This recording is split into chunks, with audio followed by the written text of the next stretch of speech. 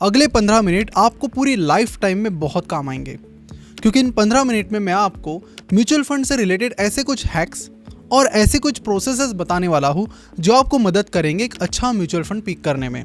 क्योंकि ये कोई एक आसान प्रोसेस नहीं है, क्योंकि इंडिया में 40 से ज़्यादा म्यूचुअल फंड कंपनीज हैं जिनकी 2000 से ज़्यादा म्यूचुअल फंड स्कीम्स हैं। तो ऐसे में सवाल आता है कि हमारे लिए जो बेस्ट म्यूचुअल फंड स्कीम रहेगी उसे हम कैसे ढूंढें। और आज के इस वीडियो में उसी के बारे में मैं आपको बहुत डिटेल में समझाने वाला हूं।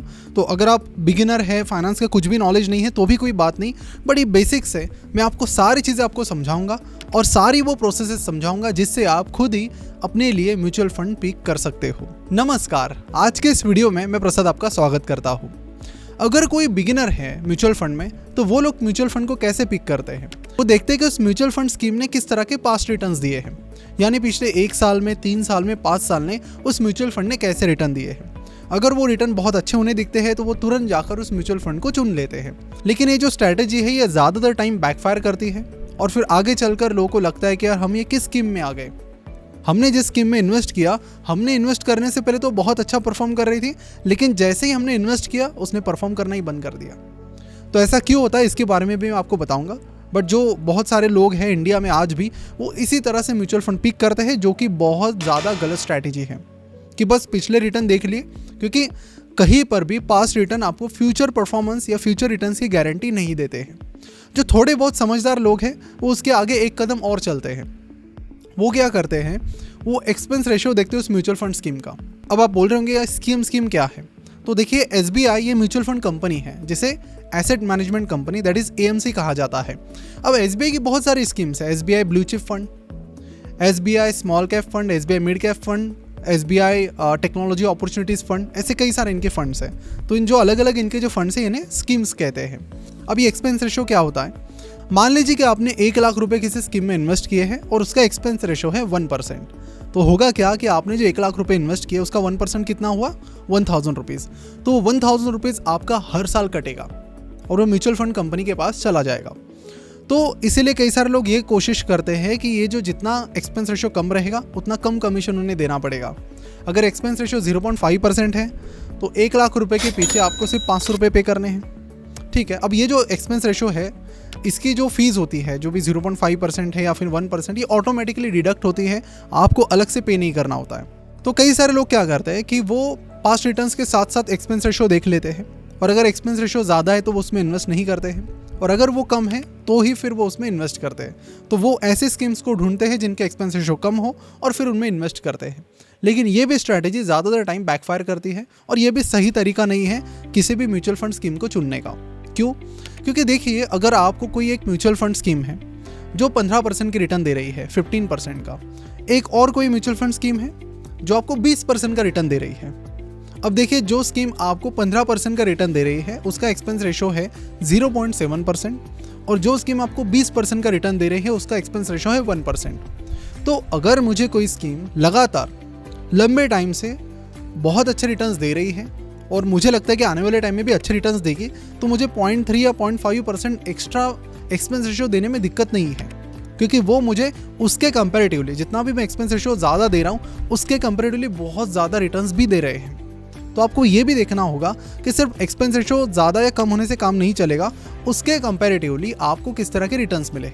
अब देखिए, ये बात अलग है कि इंडेक्स फंड में आपने इन्वेस्ट किया, जहाँ पर फंड मैनेजर का उतना कुछ रोल नहीं है और सब ने लगभग 12% की रिटर्न दिए हैं। किसी का एक्सपेंस रेशियो बहुत ज़्यादा है तो किसी का कम है। तो ऐसे केस में ऑफ कोर्स आपको जो बहुत ज़्यादा एक्सपेंस रेशियो चार्ज कर रही है वो अवॉइड आप कर सकते हैं। लेकिन अगर हम एक्टिव स्कीम्स की बात करें, देखिए क्या होता है ना कि म्यूचुअल फंड में 2 स्कीम्स आती हैं। एक होती है एक्टिव म्यूचुअल फंड स्कीम, दूसरी होती है passive mutual fund scheme. Active मतलब कौन सी, जो आप देखते हैं ना, small cap mutual fund, mid cap, large cap, ये सारी एक्टिव म्यूचुअल फंड स्कीम्स हैं। यानी यहाँ पर एक फंड मैनेजर होता है या फिर 2-4 फंड मैनेजर्स भी हो सकते हैं जो यही काम करते हैं कि अच्छे अच्छे स्टॉक्स ढूंढना आपके लिए, ताकि आपको बेटर रिटर्न्स मिल सके। और दूसरी ओर होते हैं पैसिव म्यूचुअल फंड्स, जिन्हें इंडेक्स फंड के नाम से भी जाना जाता है। अब ये जो पैसिव म्यूचुअल फंड्स होते हैं इनमें कोई एक्टिव फंड मैनेजर नहीं होता है। जैसे कि सेंसेक्स इंडेक्स फंड है, ये भी एक पैसिव म्यूचुअल फंड है। वो क्या करेगा, सेंसेक्स में जितनी भी 30 कंपनीज हैं उन्हें ट्रैक करेगा और जो रिटर्न आपको सेंसेक्स देता है वही रिटर्न आपको देगा। तो यहाँ पर आपको एक्टिवली कुछ करने की ज़रूरत नहीं है। कंपनीज भी चुननी नहीं है आपको, क्योंकि जो सेंसेक्स में कंपनीज है वही कंपनीज को वो ट्रैक करेगा, उसमें ही वो इन्वेस्ट करेगा और फिर उसी तरह के रिटर्न, जितने रिटर्न आपको सेंसेक्स में मिलते हैं उतने ही रिटर्न यहाँ पर भी आपको मिल जाते हैं। तो इंडेक्स फंड की बात अलग होती है कि वहाँ पर उतना ज़्यादा एक्टिव रोल नहीं होता है फंड मैनेजर का, इसलिए वहाँ पर एक्सपेंस रेशो बहुत ज़्यादा कम ज़्यादा है किसी का, तो वहाँ पर आप एक्सपेंस रेशो को इंपॉर्टेंस दे सकते हैं। तो इंडेक्स फंड में आपको ये देखना होता है कि ट्रैकिंग एरर नाम की एक चीज़ होती है। ट्रैकिंग एरर हमें क्या बताता है कि अगर सेंसेक्स ने 13% का रिटर्न दिया है तो सबसे बेटर इंडेक्स फंड वो होगा जिसने 13% के आसपास के रिटर्न दिए। अगर किसी ने 12.5% का रिटर्न दिया है तो वो फिर कहीं ना कहीं उसका ट्रैकिंग एरर थोड़ा ज़्यादा हो गया। ठीक है, तो इंडेक्स फंड में बस एक इंपॉर्टेंट चीज़ जो आपको देखनी है वो होती है ट्रैकिंग एरर। तो इंडेक्स फंड में आप ट्रैकिंग एरर और एक्सपेंस रेशो ये चीज़ें देखकर इन्वेस्ट कर सकते हैं।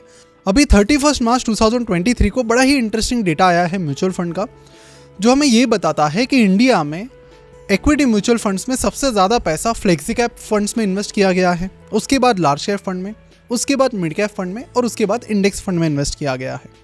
इंडेक्स फंड का तो खैर आपने समझ ही लिया, क्योंकि वहाँ पर एक्टिव मैनेजमेंट का रोल नहीं है, तो वहाँ पर आपको ट्रैकिंग एरर देखना है और फिर एक्सपेंस रेशो भी देखना है। अब ट्रैकिंग एरर का प्रॉब्लम ये है कि ज़्यादातर लोगों को ये पता ही नहीं है, और जिन कुछ लोगों को पता है उन्हें ये नहीं पता कि ये कहाँ पर चेक करते हैं, क्योंकि जितने भी म्यूचुअल फंड वेबसाइट है उनमें से ज़्यादातर लोगों के पास ट्रैकिंग एरर की डिटेल्स नहीं होती है, तो उसे चेक कहाँ पर करें। तो नीचे डिस्क्रिप्शन में मैं एक लिंक दे रहा हूँ आपको, वहाँ पर आप जाइए। तो जो भी इंडेक्स फंड में आपको इन्वेस्ट करना है, जिसका एनालिसिस आप कर रहे हो, उसको वहाँ पर जाके आप सर्च कीजिए, क्योंकि बहुत बड़ी लंबी लिस्ट वहाँ पर है, तो उतने बस एफर्ट्स आपको लेने हैं और फिर वहाँ पर आपको पता चल जाएगा कि आपकी उस म्यूचुअल फंड स्कीम के लिए कितना ट्रैकिंग एरर है। ट्रैकिंग एरर जितना कम उतना बेटर। तो खैर ये तो हो गया इंडेक्स फंड का। अब आते हैं मेन चीज़ पर कि एक्टिव म्यूचुअल फंड को कैसे चुनें, बिकॉज यहाँ पर ही प्रॉब्लम आती है और ज़्यादातर लोग, जैसे कि हम देख रहे हैं डेटा के अनुसार, यहीं पर अपनी इन्वेस्टमेंट कर रहे हैं। तो चलिए यहाँ पर थोड़ा समझ लेते हैं। तो देखिए, मैंने जैसे आपसे कहा कि ज़्यादातर लोग सिर्फ रिटर्न्स देखते हैं, पास्ट रिटर्न्स, फिर कुछ लोग एक्सपेंस रेशो देखते हैं। तो सिर्फ ये चीज़ें देखकर काम नहीं चलता है, ऐसे करके आप कभी भी एक अच्छी म्यूचुअल फंड स्कीम नहीं चुन सकते। तो उसके लिए क्या करना है, तो उसके लिए आप ये सोचिए कि म्यूचुअल फंड एग्जैक्टली चलते कैसे। यहाँ पर आपका जो पैसा है, जो आपने मतलब जितने भी लोग उस पर्टिकुलर म्यूचुअल फंड स्कीम में इन्वेस्ट कर रहे हैं, उनका पैसा कौन मैनेज करता है? उनका पैसा मैनेज करता है एक फंड मैनेजर, और फिर वो फंड मैनेजर ही डिसाइड करता है कि उन पैसों को एग्जैक्टली, अगर वो इक्विटी म्यूचुअल फंड है तो एग्जैक्टली उन पैसों को किस किस स्टॉक में इन्वेस्ट करना है, किस किस कंपनी में इन्वेस्ट करना है। तो आप ये देखिए कि पूरा का पूरा लगभग कंट्रोल किसके हाथ में है? उस फंड मैनेजर के हाथ में है। अगर वो इन्वेस्टमेंट में बहुत ज़्यादा एक्सपर्ट है और बहुत ज़्यादा रिटर्न देने का उसका ट्रैक रिकॉर्ड है, तो आपके चांसेस बढ़ जाते हैं कि आपको भी अच्छे रिटर्न्स मिल सके। अगर आपको आसान भाषा में समझाऊँ तो कई सारी टीम्स IPL में खेलती हैं, पहले 8 थी, अब 10 हो गई हैं। तो 14 में से 10 बार CSK फाइनल में गया है। अब इसका कई बार रीज़न अलग अलग हो सकते हैं, लेकिन ये बार बार लक फैक्टर तो नहीं हो सकता। अगर इतनी बार है तो कहीं ना कहीं इसमें कैप्टन का भी रोल इंपॉर्टेंट होता है। तो अगर IPL की टीम अगर कोई म्यूचुअल फंड स्कीम्स है, तो समझ लीजिए कि महेंद्र सिंह धोनी यानी MSD उसके सबसे बेस्ट फंड मैनेजर हैं, बिकॉज उनका ये लॉन्ग टर्म का ट्रैक रिकॉर्ड आपको सब कुछ बयां करता है। तो आपको क्या करना है, आपको म्यूचुअल फंड इंडस्ट्री के महेंद्र सिंह धोनी और उनके जैसे टॉप परफॉर्मिंग फंड मैनेजर्स ढूंढने हैं। अब ये कैसे ढूंढे, तो इसके लिए 2 तरीके हैं, मैं आपको बताता हूँ कि जिस किसी म्यूचुअल फंड स्कीम में आप इन्वेस्ट करना चाहते हैं, उसका नाम आप valueresearchonline.com इस वेबसाइट पर जाकर सर्च करें, या फिर सीधे आप grow.in पर जाकर भी उसका नाम सर्च कर सकते हैं। अब देखिए, हम सबसे पहले जाते हैं valueresearchonline.com पर, और यहाँ पर जिस किसी म्यूचुअल फंड स्कीम का आपको एनालिसिस करना है उसका नाम आप यहाँ पर सर्च कीजिए। मैं यहाँ पर डाल देता हूँ HDFC फ्लेक्सी कैप फंड ले लेते हैं। अब यहाँ पर मोर डिटेल्स पर मैंने क्लिक कर लिया तो ये सारी डिटेल्स आ गई। तो यहाँ नीचे हमें पता चलता है कि इस फंड के फंड मैनेजर कौन है, रोशी जैन। अब ये जो रोशी जैन है, इन्होंने CFA ACA जो भी इनका एजुकेशन है वो किया है। यहाँ पर आने से पहले उन्होंने फ्रैंकलिन टेम्पल्टन, गोल्डमैन सैक्स और बाकी अलग अलग कंपनीज़ के साथ काम किया है। अब देखिए, अगर हम MS धोनी की बात करते हैं तो हमने उनका एनालिसिस किसी एक सीज़न के बेसिस पर नहीं किया। हमने देखा है कि उनका लॉन्ग टर्म का ट्रैक रिकॉर्ड है अच्छी कैप्टनशिप का। क्रिकेट हो या फिर म्यूचुअल फंड या कोई भी चीज़ हो, आप 1 या 2 मैच के बेसिस पर किसी को जज नहीं कर सकते। आपको 2018 की एक बात बताता हूँ। 2018 में पृथ्वी शॉ का एक डेब्यू हुआ था टेस्ट मैच में, और फिर उसमें पहले मैच में उन्होंने शतक जड़ दिया था, जिसके बाद सब जगह यही चर्चा हो रही थी कि he is a next Sachin Tendulkar. अभी फास्ट फॉरवर्ड 2023 पर हम आए हैं और अभी तक ऐसा कुछ नहीं हुआ है। और इनफैक्ट वो टेस्ट में भी आजकल नहीं दिख रहे हैं और बाकी जगह भी नहीं दिख रहे। तो मतलब पॉइंट ये नहीं है कि वो अच्छे प्लेयर है या नहीं है।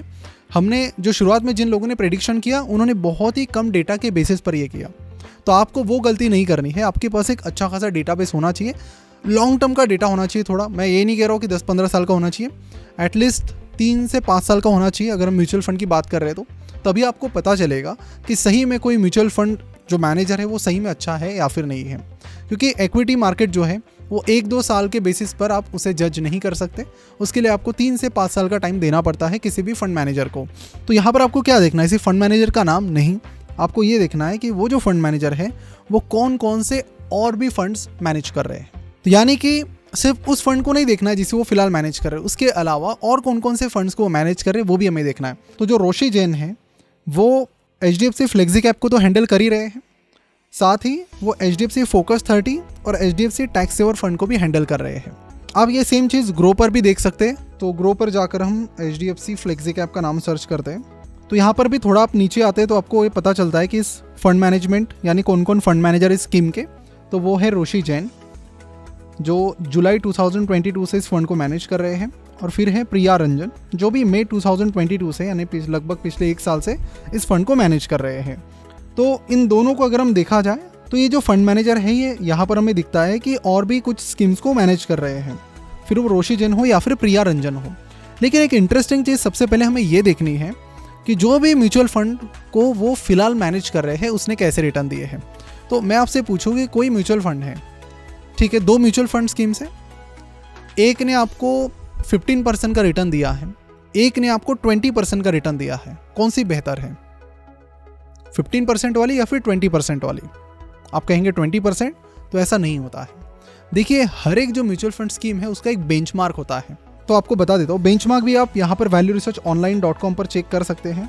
तो हर कोई म्यूचुअल फंड स्कीम होती है उसका एक बेंचमार्क होता है। तो यहाँ पर HDFC फ्लेक्सी कैप फंड जो है उसका जो बेंचमार्क है वो कौन सा है, S&P BSE 500 TRI।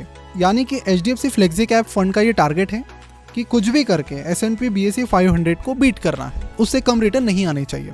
अगर हम देखें पिछले 1 साल में HDFC फ्लेक्सी कैप फंड ने 22% के लगभग रिटर्न दिए हैं और S&P BSE 500 ने लगभग 13% के रिटर्न दिए हैं। 3 साल का देखें तो HDFC ने कुछ 36% दिया है और S&P BSE 500 ने 29%, और 5 साल का देखें तो इस स्कीम ने दिया है 15% का और उसके बेंचमार्क ने दिया है लगभग 12.87% का। अगर आप इसे और भी आगे देखते हैं 7 साल का 10 साल का, तो भी आपको यही पता चलेगा कि HDFC फ्लेक्सी कैप फंड ने लॉन्ग टर्म में, फिर वो 5 साल हो, 7 साल हो, 10 साल हो, उसमें अपना जो बेंचमार्क है उसे बीट किया है। यानी कि आप ये कह सकते हैं यहाँ पर बिंदास होकर कि इस म्यूचुअल फंड स्कीम ने अच्छा परफॉर्म किया है। तो क्या इसका मतलब ये है कि इसमें इन्वेस्ट किया जाए? नहीं, आपको ये भी देखना है कि उस म्यूचुअल फंड स्कीम के जो मैनेजर्स हैं उन्होंने बाकी स्कीम को कैसे हैंडल किया है। क्योंकि ऐसे भी हो सकता है कि एक स्कीम में इन्होंने चौका छक्का मार दिया और बाकी में ये कुछ खास नहीं कर पाए। हमने जो रिटर्न देखे वो लॉन्ग टर्म देखने हमें रिटर्न्स कि कम से कम 3 साल, 5 साल, 7 साल, 10 साल के आपको रिटर्न देखने हैं कि उसमें उस फंड ने बेंचमार्क को बीट किया है या फिर नहीं। अगर बेंचमार्क को बीट नहीं किया है तो फिर वो म्यूचुअल फंड कुछ खास नहीं है। अगर उसने लगातार बेंचमार्क को बीट किया है उसका मतलब है कि म्यूचुअल फंड स्कीम ने पास्ट में अच्छा परफॉर्म किया है। ठीक है, पास्ट में अच्छा परफॉर्म किया है, फ्यूचर में करेंगे कि नहीं करेंगे वो डिपेंड करता है कि वही फंड मैनेजर है कि नहीं है। तो यहाँ पर आप देखेंगे बड़ी इंटरेस्टिंग चीज़ है कि रोशी जैन जुलाई 2022 में ज्वाइन हुई है और इनके साथ में प्रिया रंजन है, वो भी मई 2022 में ज्वाइन हुई है। यानी इन दोनों को ज्वाइन होकर लगभग 1 ही साल हुआ है। तो जो रिटर्न्स एक्चुअली दिए हैं वो किन्होंने दिए, वो इनके पहले जो फंड मैनेजर्स है उन्होंने रिटर्न्स दिए हैं। यानी कि आप यही चीज़ समझ लीजिए कि MS धोनी रिटायर होंगे और उसके बाद जो कैप्टन आएंगे उनकी कैप्टनशिप का जो ट्रैक रिकॉर्ड है वो हम पिछले 5 साल का 10 साल का नहीं देखेंगे, वो हम तब का ही देखेंगे जब से उन्होंने कैप्टनशिप ली है। तो यहाँ पर आपको वो गलती नहीं करनी है क्योंकि ऑलरेडी इन लोगों ने बस 1 साल से ये लोग फंड मैनेज कर रहे हैं और 1 साल इक्विटी मार्केट में एक अच्छा टाइम पीरियड नहीं होता है किसी भी फंड मैनेजर को सही से परखने का। ये भी चीज़ आप अच्छे से समझ लीजिए। यहाँ पर देखिए मैं जिन स्कीम्स की बात कर रहा हूँ यहाँ पर कोई भी हम रिकमेंडेशन या फिर एडवाइस नहीं दे रहे हैं, ये बस आपको समझाने के लिए बता रहे हैं। तो चीज़ बड़ी सिंपल है। तो अगर आप यहाँ पर म्यूचुअल फंड ढूंढने आए हैं अच्छा, तो यहाँ पर MS धोनी तो रिटायर होकर चले गए हैं या फिर जो भी कोई फंड मैनेजर रहेगा यहाँ पर वो तो चले गए हैं। अब नए कोई आए हैं तो उनके ट्रैक रिकॉर्ड को पता करने के लिए आपको उनकी कोई दूसरे स्कीम्स को देखना पड़ेगा, क्योंकि यहाँ पर तो वो आए हुए बस 1 साल ही हुए हैं। तो यहाँ पर हम देखते हैं HDFC टैक्स सेवर फंड, जिसे ये मैनेज कर रहे हैं, और कब से मैनेज कर रहे हैं वो देखना भी इंटरेस्टिंग रहेगा। तो उसे भी वो अभी पिछले 1-1.5 साल से ही मैनेज कर रहे हैं, वो और प्रिया जैन। तो यहाँ पर यही पता चलता है कि ये जो दोनों भी फंड मैनेजर्स हैं ये थोड़े नए हैं HDFC में। और इनका और एक फंड है HDFC फोकस 30, उसे भी हम देख लेते हैं। वहाँ पर इन्होंने कब ज्वाइन किया, वहाँ पर भी ये 2022 में ही ज्वाइन हुए हैं। इसका क्लियर मतलब यही है कि ये जो फंड मैनेजर है ये थोड़े नए हैं, इसीलिए इन पर डायरेक्टली बेट करना या फिर डायरेक्टली विश्वास दिखाना थोड़ा आपके लिए रिस्की हो सकता है। अगेन ये कोई एडवाइस नहीं है, बस वही आपको बता रहा हूँ कि आपको लॉन्ग टर्म का ट्रैक रिकॉर्ड देखना है कि उन्होंने कैसे परफॉर्म किया है। अब देखिए यहाँ पर हम कुछ मिड कैप म्यूचुअल फंड्स को देखते हैं। तो यहाँ पर लिस्ट में पहला नाम है PGIM India mid cap opportunities fund. तो सबसे पहले हम ये देखते हैं कि ये जो PGIM India mid cap opportunities fund है इसके फंड मैनेजर कौन है और इन्होंने कब ज्वाइन किया है। ठीक है, तभी बाकी चीज़ें चेक करने से मतलब रहेगा। तो यहाँ पर हम देख सकते हैं कि जो तीनों भी फंड मैनेजर्स हैं इन्होंने रिसेंटली ज्वाइन किया है, तो इसे हम फिलहाल के लिए छोड़ देते हैं। अब PGIM के बाद हम एक और कोई स्कीम लेते हैं, जैसे Motilal Oswal mid cap fund है, इसे हम देखते हैं। तो इसका देखते हैं कि इनके फंड मैनेजर ने कब ज्वाइन किया था। तो इनके जो 2 फंड मैनेजर्स हैं अंकुश सूद और राकेश शेट्टी, इन्होंने रिसेंटली ज्वाइन किया है पिछले साल, लेकिन निकेत शाह जो है वो थोड़े पहले से यहाँ पर है। तो सबसे पहले हम यहाँ पर ये देखते हैं कि जो मिस्टर निकेत शाह है उन्होंने किस तरह से फ़ंड को मैनेज किया है। तो उसके लिए हमें सबसे पहले बेंचमार्क से कंपेयर करना पड़ेगा। तो यहाँ पर हम सर्च करते हैं Motilal Oswal mid cap fund. Value research में हमें वो बेंचमार्क मिल जाता है। तो वैल्यू रिसर्च पर आकर हम सर्च करते हैं Motilal Oswal mid cap fund. ठीक है, तो यहाँ पर हम रिटर्न्स पर क्लिक करते हैं। तो यहाँ पर हमें पता चलता है कि यहाँ पर इनका बेंचमार्क कौन है, वो है S&P BSE 150 मिड कैप। तो पिछले अगर हम 1 साल, 3 साल, 5 साल और 7 साल का देखें तो 1 साल, 3 साल, 5 साल में तो इस फंड ने अपने बेंचमार्क को बीट किया है और 7 साल में लगभग उतना ही है। तो मतलब हम ये कह सकते हैं कि हाँ, इस फंड ने लॉन्ग टर्म में तो अच्छा परफॉर्म किया है। अब ये देखते हैं कि मिस्टर शाह ने इसके अलावा कौन कौन से और म्यूचुअल फंड को मैनेज किया है। तो मिड कैप के अलावा इन्होंने फ्लेक्सी कैप फंड को मैनेज किया है। तो फ्लेक्सी कैप का जो डायरेक्ट ग्रोथ प्लान है उसे हम चेक करते हैं। तो यहाँ पर अगर हम वैल्यू रिसर्च पर चेक करते हैं मोतीलाल ओसवाल फ्लेक्सी कैप,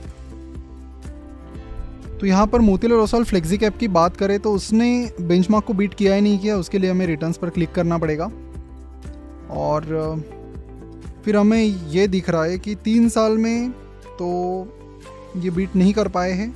इनका क्या है बेंचमार्क S&P BSE 500, तो 1 साल में ये नहीं कर पाए बीट, 3 साल में भी नहीं कर पाए, 5 साल में भी नहीं कर पाए और 7 साल में भी नहीं कर पाए हैं। तो कुल मिला के 2 स्कीम्स ये मैनेज कर रहे हैं। एक में तो इन्होंने कर लिया है बीट बेंचमार्क को, दूसरे में नहीं कर पाए हैं। तो ये थोड़ा 50-50 वाला मामला है। अब इसमें अब आप ही समझ लीजिए कि आपको क्या करना है। इट डिपेंड्स, मेरा काम है सारी चीज़ें समझाना। अब इसमें डिसीजन कैसे लेना है ये थोड़ा बहुत आप पर मैं रख रहा हूँ। अब यहाँ पर मिड कैप कैटेगरी में हम SBI magnum mid cap fund को देखते हैं। तो उसे कौन मैनेज कर रहा है, तो उसे सोहिनी अंदानी और मोहित जैन, ये दोनों फंड मैनेजर मैनेज कर रहे हैं। सोहिनी अंदानी पिछले 10 साल से उसे मैनेज कर रही है। तो ये देखना इंटरेस्टिंग रहेगा कि इस फंड ने कैसे परफॉर्म किया है। तो SBI magnum mid cap fund हम वैल्यू रिसर्च पर चेक कर लेते हैं, SBI मैग्नम मिड कैप। तो चलिए देख लेते हैं कि इस SBI magnum mid cap fund का बेंचमार्क कौन है। उसके लिए हमने रिटर्न्स पर क्लिक कर लिया और यहाँ पर हम देख सकते हैं कि उसका बेंचमार्क है S&P BSE 150 मिड कैप। तो उसका अगर 1 ईयर, 3 ईयर, 5 ईयर, उसके बाद 7 ईयर और 10 ईयर का देखते हैं। तो 7 ईयर एक होराइजन है जहाँ पर इस फंड ने बेंचमार्क को नहीं बीट किया है। अदरवाइज उसको छोड़ के मतलब 5 साल का देखे या फिर 10 साल का देखे तो उनमें सब में बीट किया है। तो हम कह सकते हैं कि हाँ, इस फंड ने अच्छा परफॉर्म किया है कंपेयर टू इस बेंचमार्क। अब ठीक है, यहाँ पर तो मिस अंदानी ने अच्छा परफॉर्म किया है, लेकिन सिर्फ इससे ही काम नहीं चलेगा। एक फ़ंड को देखकर हमें और भी इनके फंड्स देखने पड़ेंगे।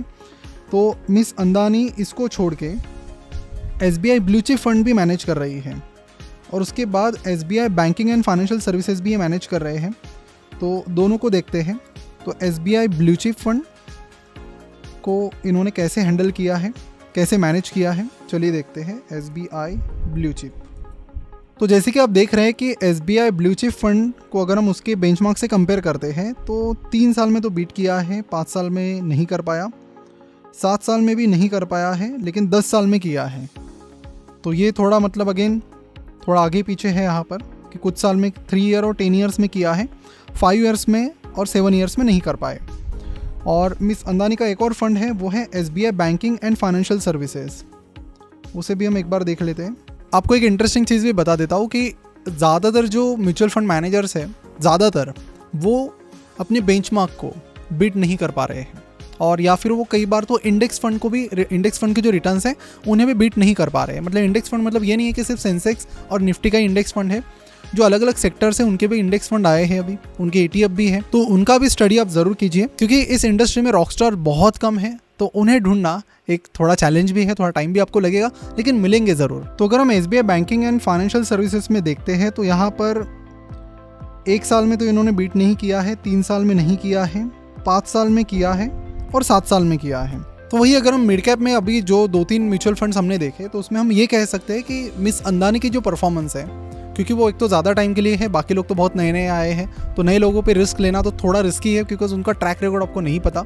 और यहाँ पर मैं सोहिनी अंदानी की बात करें तो अच्छे तरीके से उन्होंने मैनेज किया है, बहुत एक्स्ट्रॉर्डनरी कहना शायद मुश्किल रहेगा इस केस में, बट हाँ ठीक है, जो बाकी हमने देखे तो उनसे कुछ ना कुछ बेहतर इनके फंड ने किया है। तो ऐसे ही आपको जो बाकी मिड कैप म्यूचुअल फंड्स है उनका एनालिसिस करना है, और फिर आपको ये पता करना है कि फिर किन किन मैनेजर्स ने बहुत अच्छा परफॉर्म किया है। तो इसी तरह का एनालिसिस करके आप मुझे कमेंट में बताइए कि वो कौन कौन से रॉकस्टार म्यूचुअल फंड मैनेजर्स हैं जो आपको अब तक मिले हैं। मैं कुछ 2-4 नाम है रिवील नहीं करता हूँ, आप ही कमेंट कीजिए और फिर मुझे पता चलेगा कि हाँ सही में मैं सही तरीके से आपको सिखा पाया या फिर नहीं। बिकॉज अल्टीमेटली हमारा गोल यही है कि जितने भी इंडियंस हैं सबको फाइनेंशियली अवेयर करना, और ना कि सिर्फ अवेयर करना, उन्हें इंडिपेंडेंट भी बनाना, ताकि वो अपने डिसीजन खुद भी ले पाए। अगर उन्हें म्यूचुअल फंड में इन्वेस्ट करना है तो वो खुद भी म्यूचुअल फंड स्कीम पिक कर पाए अपनी रिक्वायरमेंट के अनुसार। हाँ, अगर वो किसी फाइनेंशियल एडवाइजर की हेल्प ले रहे हैं तो उन्हें ये भी पता होना चाहिए कि वो सही तरीके से एडवाइस कर रहे हैं या फिर नहीं कर रहे हैं, या फिर वो अपनी कमीशन के लिए कुछ गलत स्कीम्स आपको बता रहे हैं। तो ये भी अवेयरनेस की ही बात है, और इसके लिए सारी चीज़ें समझना हर किसी के लिए ज़रूरी है। आशा करता हूँ कि आप सारे लोग एनालिसिस करके कमेंट में मुझे बता देंगे कि अगर फ्लेक्सी कैप म्यूचुअल फंड है, स्मॉल कैप है, मिड कैप है या फिर लार्ज कैप है, तो उसमें कौन कौन से फंड मैनेजर्स आपको लगते हैं कि रॉकस्टार है, आपके हिसाब से अच्छे हैं। और अगर फेवरेट की बात है, आपका फेवरेट फंड मैनेजर्स का भी नाम आप बता दीजिए। मेरे जो फेवरेट है वो है मिस्टर नीलेश सुराना, जो कि मिराई एसेट के लिए म्यूचुअल फंड मैनेज करते हैं। अब देखिए, ये कोई रिकमेंडेशन नहीं है, ये कोई सजेशन नहीं है, ये मेरे हिसाब से मुझे जो बेटर लगते हैं वो मेरे लिए है। आपकी रिक्वायरमेंट क्या है उसके हिसाब से आपके जो हर किसी के जो, देखिए क्रिकेट तो कई सारे प्लेयर्स खेलते हैं, हर किसी के फेवरेट अलग अलग हैं। किसी को विराट कोहली पसंद है, किसी को MS धोनी पसंद है, किसी को सचिन पसंद है, किसी को मे बी नए प्लेयर्स में से कोई पसंद है। तो हर किसी की जो चॉइस है अलग अलग है, तो इसीलिए आपकी एक्चुअली फाइनेंशियल प्लानिंग की रिक्वायरमेंट्स भी अलग अलग होती है, और उसके अनुसार फिर सारी चीज़ें बदल जाती हैं। तो आप अपनी रिक्वायरमेंट को ध्यान में रखें और अपने लिए चीज़ें ढूंढें।